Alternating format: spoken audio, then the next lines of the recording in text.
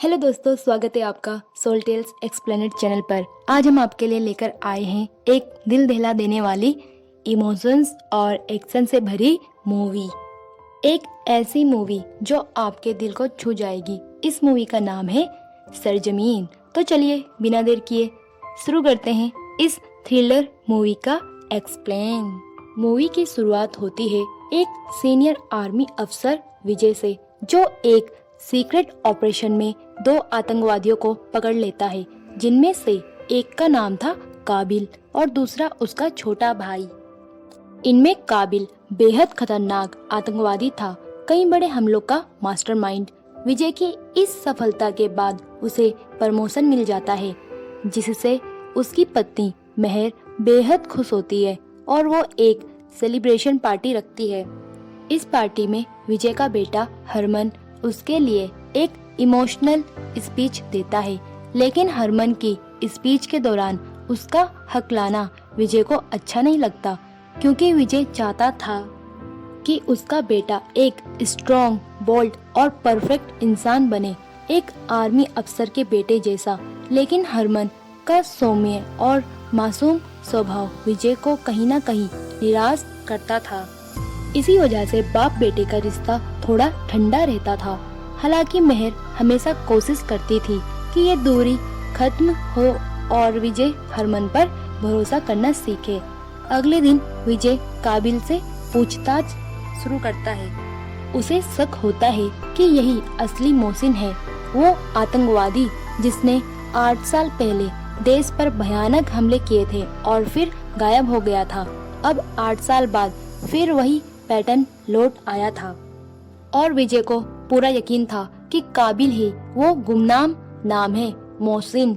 लेकिन काबिल किसी भी इल्जाम को स्वीकार करने को तैयार नहीं था। विजय उसकी सच्चाई निकालने के लिए उसके भाई को टॉर्चर करता है, जिससे काबिल भड़क जाता है और विजय को धमकी देता है कि अगर उसके भाई को कुछ हुआ तो अंजाम भुगतने को तैयार रहे। घर लौटने पर विजय को एक अननोन कॉल आती है, जिसमें किसी ने उसे चेतावनी दी कि अगर उसने काबिल और उसके भाई को रिहा नहीं किया तो उसके बेटे हरमन को निशाना बनाया जाएगा। घबराया विजय हरमन की तलाश में निकलता है, लेकिन राहत की बात यह होती है कि हरमन अपने एक नए दोस्त के साथ खेलता हुआ मिल जाता है। विजय उसे समझाता है कि वो बिना बताए कहीं न जाया करे। अगले दिन मेहर और हरमन एक फंक्शन में जाते हैं, जहाँ हरमन का वही दोस्त बेकरी से कुछ सामान निकाल रहा था। हरमन उसकी मदद करता है, लेकिन वही दोस्त उसे धोखे से किडनैप कर लेता है। यहाँ खुलासा होता है कि हरमन का नया दोस्त भी एक आतंकवादी था और ये पूरी प्लानिंग काबिल की थी। अब वो विजय को ब्लैकमेल करते हैं कि अगर उसने दोनों भाइयों को रिहा नहीं किया तो उसके बेटे की जान खतरे में है। विजय अपनी ड्यूटी को लेकर सख्त था और किसी दबाव में नहीं आता, जिससे मेहर बेहद गुस्सा होती है और उसे थप्पड़ तक मार देती है। वो विजय से पूछती है, तुम्हारे लिए क्या ज्यादा मायने रखता है, बेटा या वर्दी? इसी बीच विजय को एक एनक्रिप्टेड सर्वर से मैसेज मिलता है, जिसमें लिखा होता है कि अगर वो दोनों आतंकियों को छोड़ देता है तो मोहसिन खुद सरेंडर करेगा और हरमन को भी वापस लौटा देगा। लेकिन विजय का शक अब भी बरकरार था कि काबिल ही मोहसिन है, इसलिए वो ऐसा कोई कदम नहीं उठाना चाहता। हालात ऐसे बनते हैं कि विजय को अपनी फैमिली और फर्ज के बीच एक चुनाव करना पड़ता है और आखिरकार वो अपने बेटे की सलामती के लिए काबिल और उसके भाई को रिहा करने के लिए तैयार हो जाता है। जैसे ही वो उन्हें छोड़ता है, उसे अपनी शपथ याद आती है जो उसने आर्मी ज्वाइन करते वक्त ली थी और उसे महसूस होता है कि वो अपने फर्ज से गद्दारी कर रहा है। इसलिए वो तुरंत एक्शन लेता है और दोनों भाइयों पर गोली चलाता है, जिसमें काबिल का भाई मारा जाता है, लेकिन काबिल भाग निकलता है। इस निर्णय की कीमत विजय को बहुत भारी पड़ती है, क्योंकि उसका बेटा हरमन मारा जाता है। मेहर ये सुनते ही टूट जाती है और विजय से नफरत करने लगती है। 8 साल बाद का सीन, विजय अब भी ड्यूटी पर है। एक दिन विदेशी नागरिकों की जांच के दौरान उसे किसी का नाम सुनाई देता है, हरमन विजय। यह नाम सुनकर वो हक्का बक्का रह जाता है, क्योंकि यही नाम तो उसके बेटे का था। अब वो कंफ्यूज होता है कि क्या वाकई यह वही हरमन है जिसे वो कमजोर और हकलाता बच्चा समझता था। अब वो इतना आत्मविश्वासी और स्ट्रॉन्ग कैसे हो सकता है? तभी मेहर को बुलाया जाता है और हरमन को देखते ही उसकी माँ समझ जाती है कि वही उसका बेटा है। दोनों की आंखों से आंसू बहने लगते हैं, लेकिन विजय को अभी भी शक था, उसका विश्वास नहीं बन पा रहा था। एक दिन वो देखता है कि हरमन उसकी गैर मौजूदगी में उसका लैपटॉप यूज कर रहा है। जब विजय उसे रोकता है तो हरमन कहता है कि उसके पास कोई डिवाइस नहीं है, इसलिए वो गेम खेलने के लिए लैपटॉप यूज कर रहा था। विजय को शक होता है। जब वो हरमन के रूम में जाता है तो उसे वहाँ एक मोबाइल मिलता है। अब उसे यकीन हो जाता है कि कुछ ना कुछ गलत है।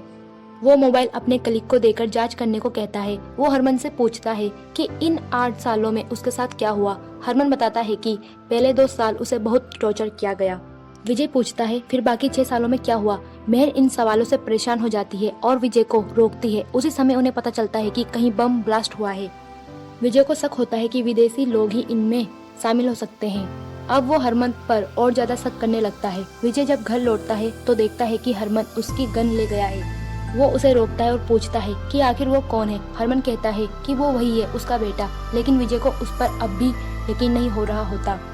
तभी मेहर वहाँ आती है और बताती है कि मोबाइल उसने दिया था, साथ ही डीएनए रिपोर्ट्स भी आ चुकी थी, जिनसे साबित हो गया था कि हरमन वाकई विजय का ही बेटा है। यह सुनकर विजय को गहरा पछतावा होता है। वो हरमन से माफी मांगता है और दोनों फिर से जुड़ जाते हैं। वे तीनों ट्रिप पर जाने का फैसला करते हैं, लेकिन ट्रिप पर जाते वक्त असली सच्चाई सामने आती है।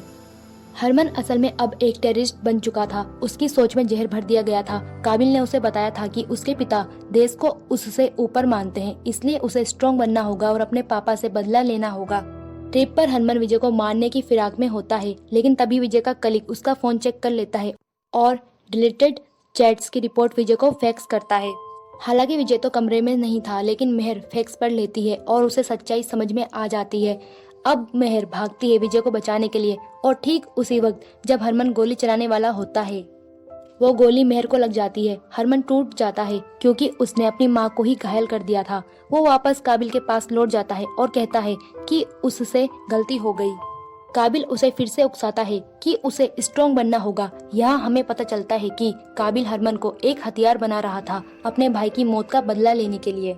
मेहर की हालत अब थोड़ी ठीक थी और वो विजय से कहती है कि उसका बेटा सिर्फ एक चीज चाहता है, अपने पापा का प्यार। विजय को अब एहसास होता है कि लड़ाई बंदूक से नहीं, प्यार से लड़ी जाएगी।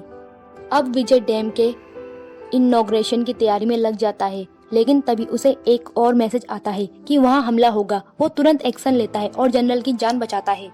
फिर होती है उसकी टेररिस्ट से भिड़त, जिनमें हरमन भी होता है। विजय उसे देखकर ठिठक जाता है, वो उसे चोट नहीं पहुंचा सकता। वहीं दूसरी तरफ मेहर काबिल से भिड़ जाती है और पता चलता है कि मैसेज भेजने वाला भी मेहर ही थी। दरअसल मेहर भी एक टेररिस्ट रह चुकी थी। उसने विजय से सिर्फ अंदरूनी जानकारी हासिल करने के लिए शादी की थी, लेकिन बाद में उसे सच में विजय से और अपने बेटे से प्यार हो गया। जब हरमन किडनैप हुआ था तभी मेहर ने तय कर लिया था कि वो सब सच बता देगी, लेकिन हालात ऐसे बने कि उसने सब छुपा लिया।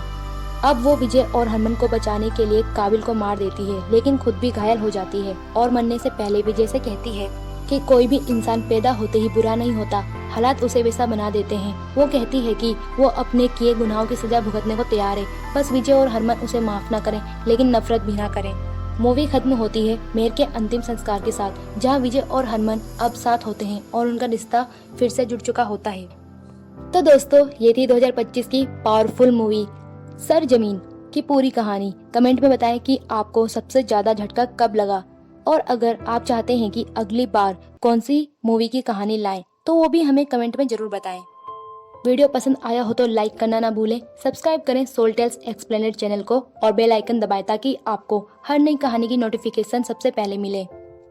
वीडियो को अपने दोस्तों के साथ शेयर करें, और अगर आप Saiyaara Nikita Roy and DNA movie को देखना चाहते हैं तो वो मेरे चैनल में जाकर आप देख सकते हैं। मैंने डिस्क्रिप्शन में लिंक दे दिया है, और मिलते हैं नेक्स्ट वीडियो में एक नई कहानी के साथ।